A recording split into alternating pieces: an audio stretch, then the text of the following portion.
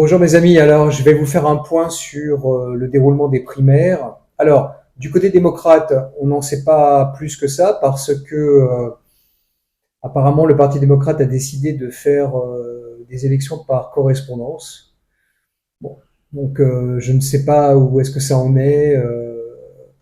Il y a effectivement un candidat qui est en train de monter dans les sondages dans le Parti démocrate, c'est un garçon que je connais pas du tout qui s'appelle Dean Phillips. Bon, on verra ce que ça va donner. Apparemment, il est soutenu par des gros donateurs démocrates.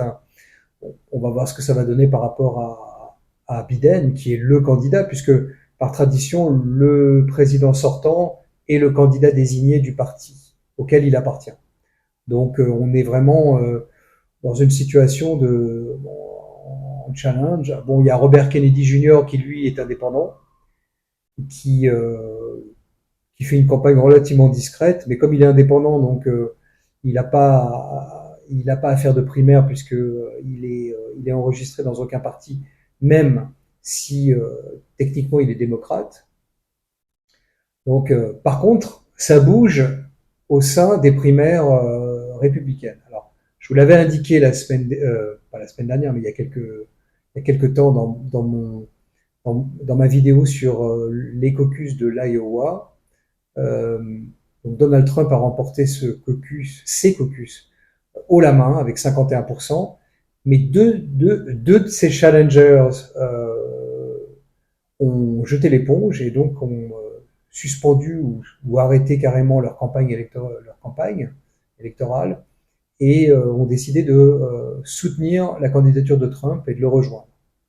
Alors bon, selon des modalités à voir, parce que j'ai pas trop de détails, je pense ils vont plus ou moins conseiller Trump ou en tout cas à un moment donné faire campagne pour lui.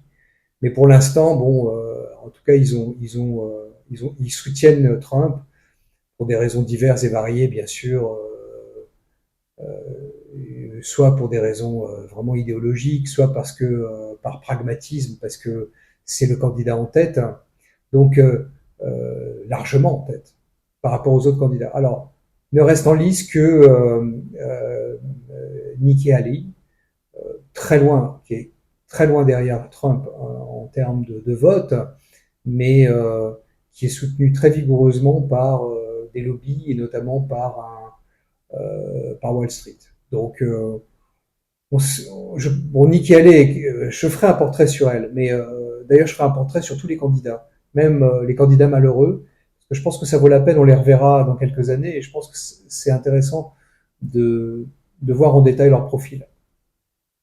Alors, donc, Nikki Haley est une politicienne avec de l'expérience, mais elle n'a pas l'aura ni le charisme de Trump, ça c'est certain. Alors, pourquoi Trump est autant en avance sur ses on va dire adversaires ou concurrents, peu importe, républicains?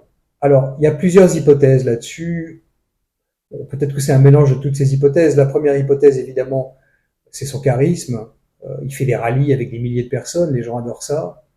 C'est quand même quelqu'un c'est un showman, hein, c'est évident. Deuxièmement, la base républicaine, la base des électeurs. Hein, je ne parle pas du parti, je ne parle pas des classiques du parti parce que c'est différent. Et d'ailleurs, les leaders du parti républicain sont plutôt Nikki Haley, hein, parce qu'ils ont la même ligne politique. Alors que bon, Trump est plutôt ce qu'on appelle populiste, même si je ne comprends pas très bien le sens de ce terme, parce qu'il est ambigu, mais je le réutilise par simplification. Donc oui, les Américains aiment ce style politique donc de Trump, et enfin les Américains, je veux dire les républicains, les électeurs républicains. Et donc oui, ça contribue à son succès. Et puis aussi, il y a une autre hypothèse, c'est que les électeurs républicains ont été très déçus par le déroulement des élections en 2020 et le résultat. Bon, je ne vais pas rentrer dans les détails et s'il y a eu triche ou pas, mais il faut se rappeler qu'en 2020, c'était le Covid et qu'il y a eu beaucoup de votes par correspondance. Sachant que le vote par correspondance est la voie royale à une certaine tricherie électorale. Bon, j'en dirai pas plus, mais Bon, c'est factuel. Donc, je pense qu'ils veulent une revanche. Voilà, ils veulent leur revanche vis-à-vis du Parti démocrate et de Biden. Bon, on verra, hein, mais je pense que Trump a une voie royale pour pour être le candidat républicain aux élections de novembre prochain. Bon, je vois pas encore son programme. Je pense pas que ça va être extrêmement différent de ce qu'il avait formulé lors de la campagne de 2016. Euh, bon, je, je pense simplement que bon, est-ce qu'il a des comptes à régler? Oui, peut-être, mais le problème, c'est que quand on est au pouvoir, d'abord, le président américain, il faut savoir que j'avais fait une vidéo là-dessus il y a longtemps.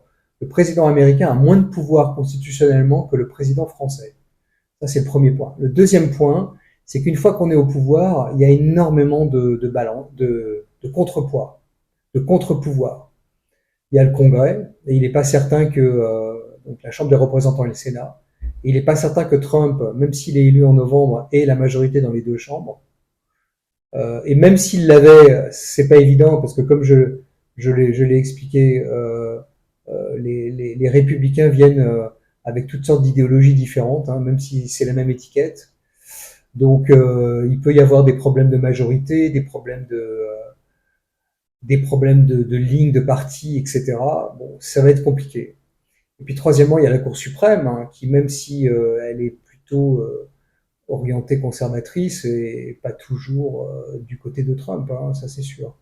En tout cas, ne sera pas toujours du côté de Trump. Donc de toute façon, puis bon, il y a la machine administrative elle-même, hein, qu'on appelle l'État profond, qui qui peut freiner beaucoup de choses. Donc voilà, donc tout ça, c'est vrai que Trump est le candidat favori des électeurs, de la base des électeurs, de la base des républicaines. Il a des soutiens, bon, parmi les élus républicains, etc.